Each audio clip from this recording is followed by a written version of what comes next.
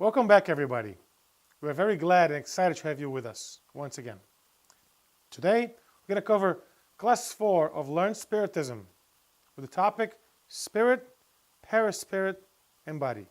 Let's get going.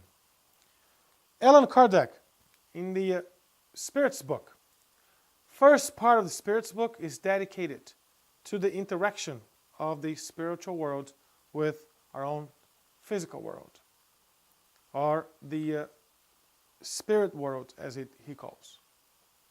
Many questions are destined for us to understand, so that we can understand this relationship, the concept of creation, what we are as spirits, and what is God as the supreme intelligence of the universe.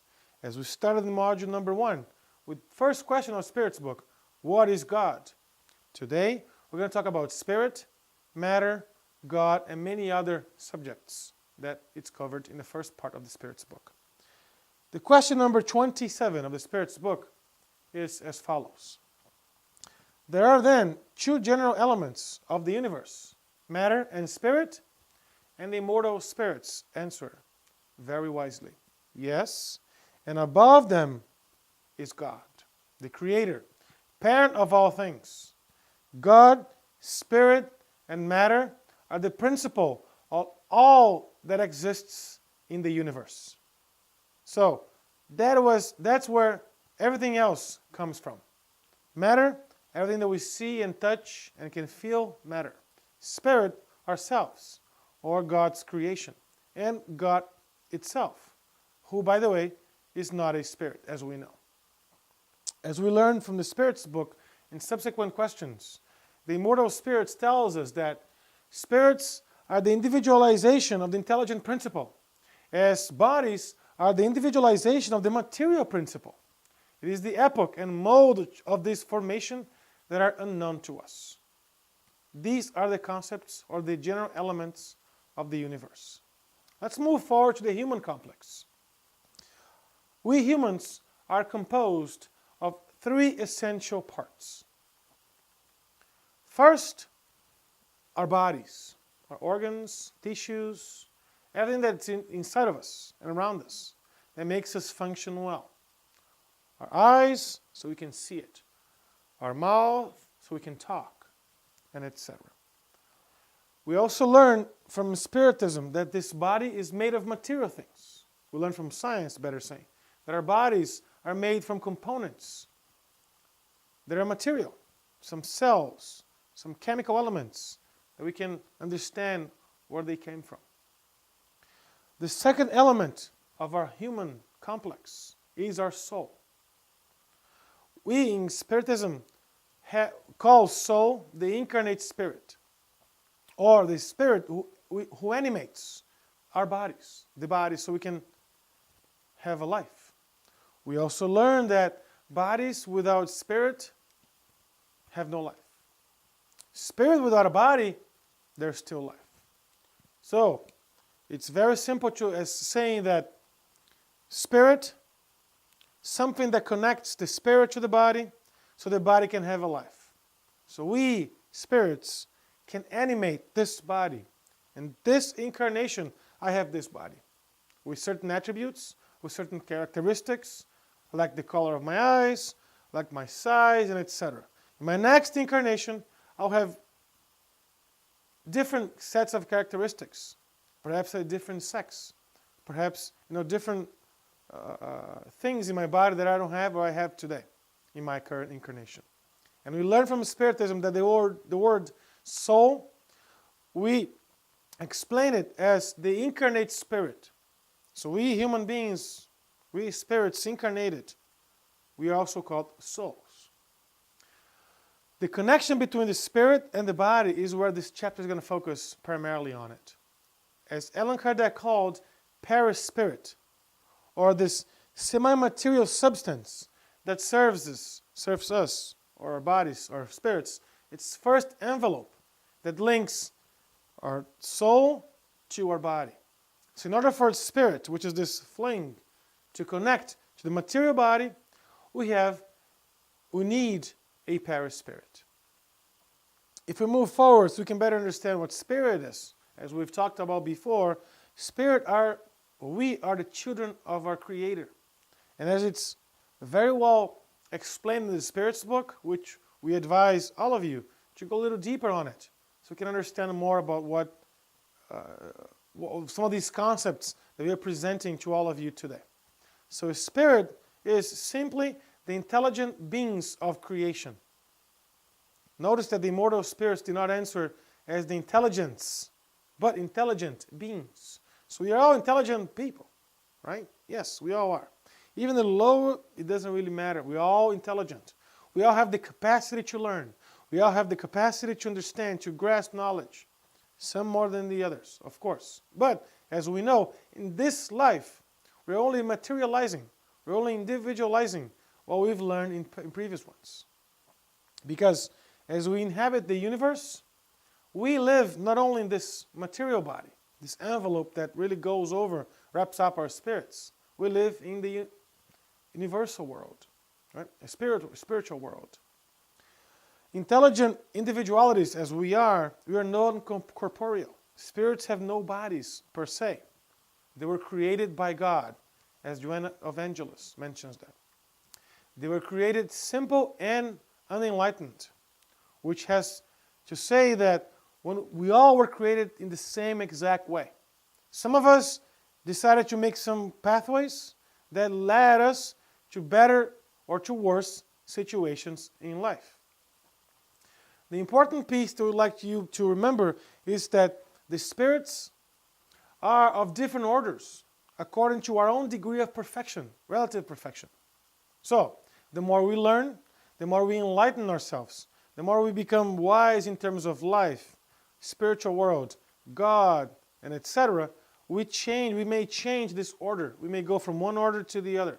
In the same token, if we mentioned about a school, once you pass all your tests, you can go from one grade to the other, given you prove that you have what it takes to be in that upper grade and so forth.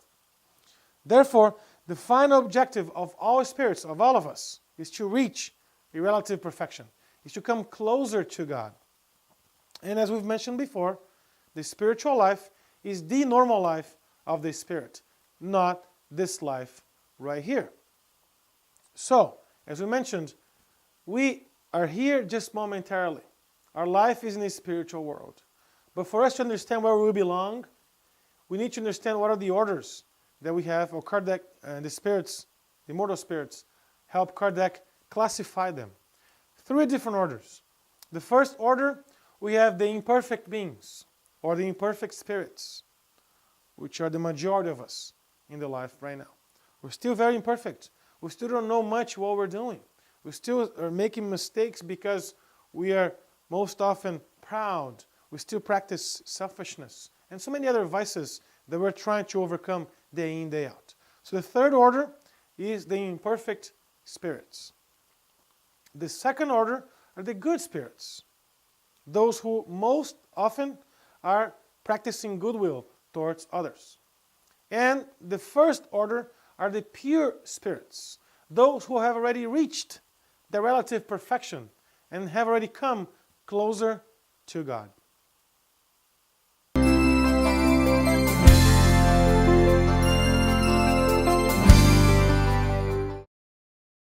As we continue, let's talk about Perispirit. Allan Kardec dedicates a good chunk of the Spirit's book to talk about Perispirit.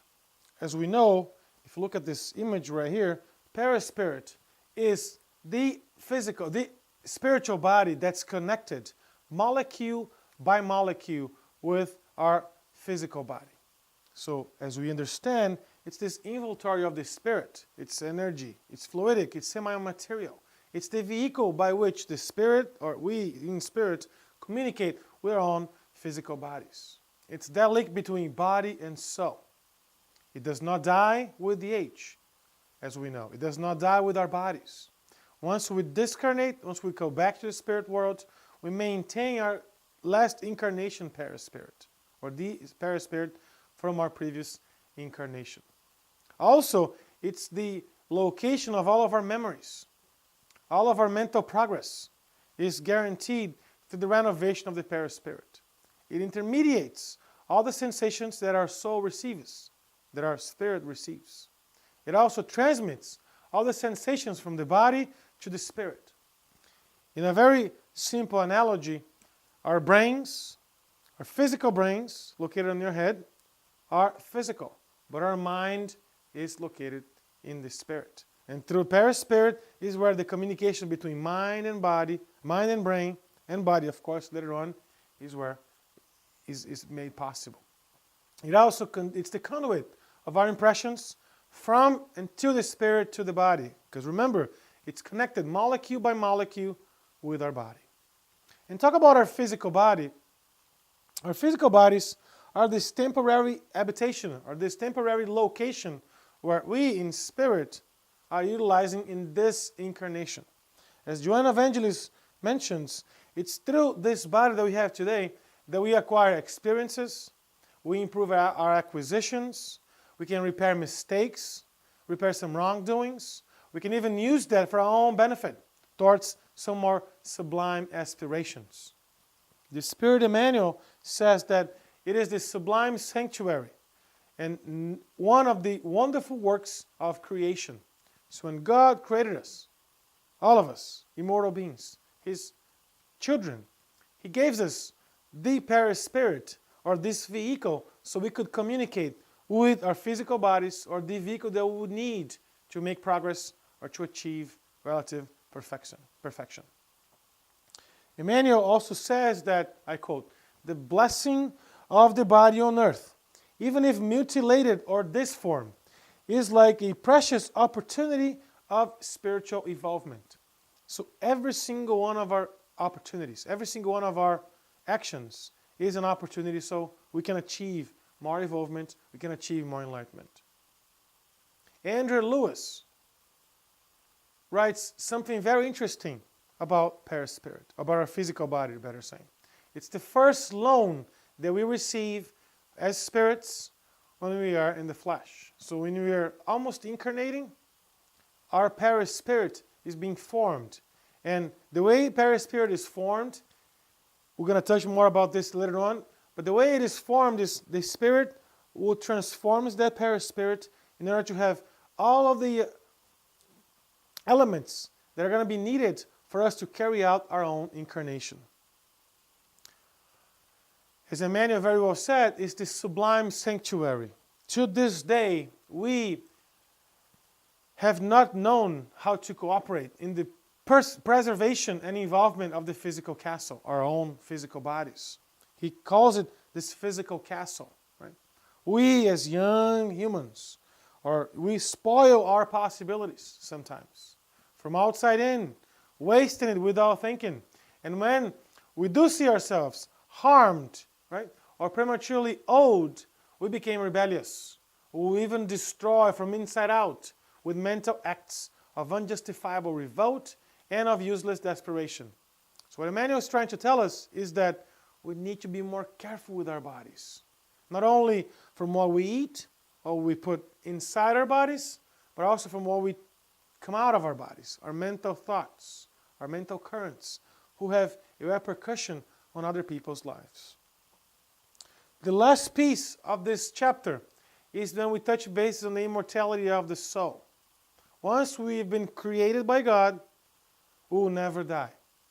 We are immortal spirits, as was mentioned in the Spirit's book. We're not infinite, but we are immortal, because we have had a beginning when God created us. We were created different than God, who is infinite, which is infinite. With Spiritism, what was a question of faith became a proven fact.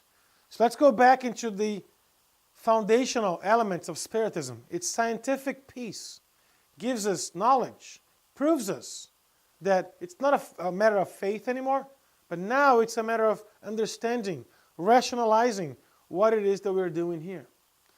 The dead are discarnate human creatures, however, completely alive. When our loved one goes back to the spirit world, we will still have an opportunity to go back and live and communicate with that person, if that is our mission, if that is our plan for the future. We, as elementary principles of all the spiritualistic ideas, Spiritism proves rationally, with this whole scientifically basis behind the survival of the spirit, who will never die, without dogma, without mysteries. With that, folks, we conclude our 4th class around Spiritism. We invite you all to go a little deeper on that knowledge. Our time is very limited. But with more dedication, with more interest on learning more about Spiritism, we all can benefit from the knowledge, from the help and assistance that it gives us so we can better carry out our own lives. With that, I would like to thank you all for listening and watching, and have a great day.